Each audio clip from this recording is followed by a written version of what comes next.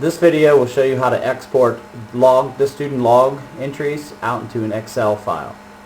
The first thing you need to do is click on Special Functions on the left hand side of the screen, and once you've opened that, you'll want to go down to the Search Log Entries. That will give you the opportunity to select different types of log entries that you're looking for. What we want to first do is set up that we're looking for discipline entries.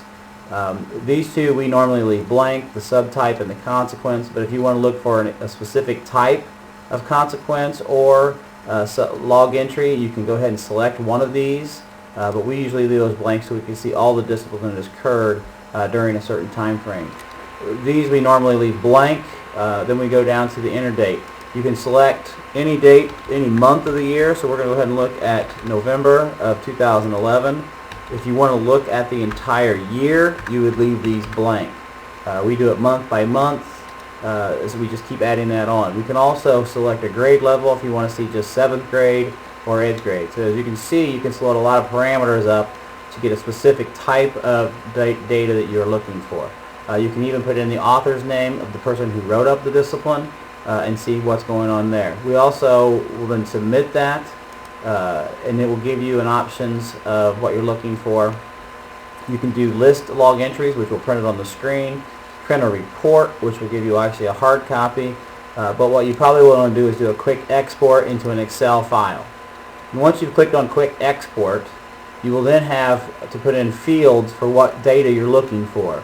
This data is a variety of things. We actually pull out if they're special education, their ethnicity, what team they are on, grade level, gender, and so then we also pull out the discipline incidents of like the location, consequence that was given out, the date it was, and then the author, and then we also look to see if free and reduced. And the only thing we look for the student is the student number, so we can actually see if a specific student is having a lot of issues, but we do not pull out student names for privacy.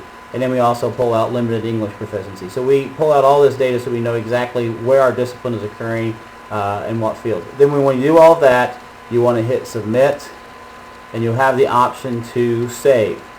And one of the keys is when you're going to save this data, when you want to save this, you want to pick a location that you can access it from on your P drive or desktop. We'll go ahead and do ours on the desktop. Entitle it whatever you would like, but we're going to call it November discipline data. And the key is make sure that you change it from a text file to an Excel file, and I believe the new one is XLSX for the new Excel file. So make sure you change that so that when you save it, it will actually show up as an Excel file.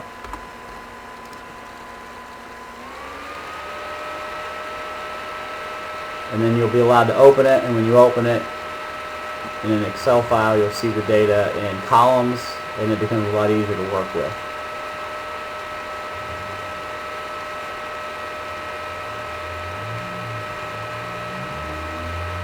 And so then you'll see the data. And in another video, we will show you how to manipulate this data to make it more user-friendly.